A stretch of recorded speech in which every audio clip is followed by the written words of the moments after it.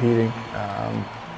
The thought of competing every night and that competition, that's what I love about the game, and that's what drives you, and that's why you love to play. The memories that stand out the most were just playing on the backyard rink with my buddies, and I think that's where the passion and the dream of playing the NHL someday was kind of born. Going out there playing until your toes are numb and you got to go inside and let them thaw out, and then you're right back out there. Yeah, it is unfortunate that the business side of the game has gotten in the way of the playing the game and doing what we all love to do. I think as players we understand that the people that suffer the most are the fans. And we love the game, we love to play.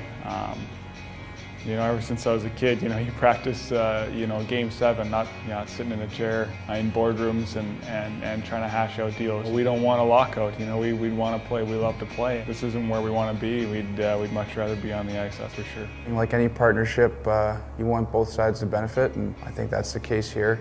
As players, we want to play, but we also know what's right and what's fair. We're trying to not only just fix the problem short term, but also fix it long term, and I think it's our future we're talking about here. Fans make the game. If we played an empty arena, it might get old pretty fast. They add so much excitement and the atmosphere to a game.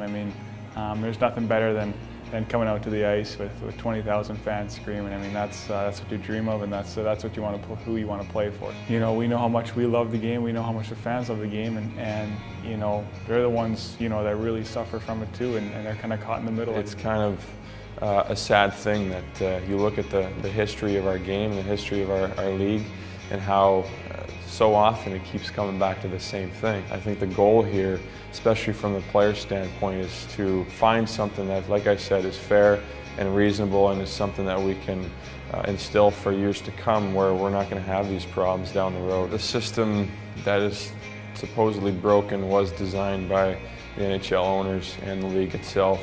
We did our part in 04-05. The players that were there, the players that lost that season that maybe didn't play another NHL game, had to sacrifice that.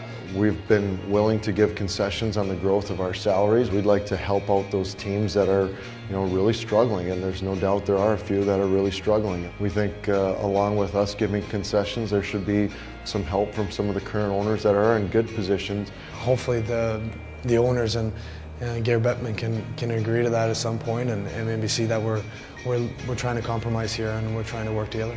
You don't need to have a lockout. We could keep playing and bargaining at the same time, but that's not what the owners want to do.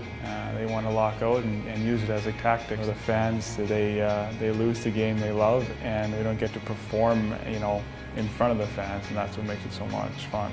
We're working hard at trying to get to that point where, like I said, things will be more simple and we can just get back to playing hockey and doing what we do best.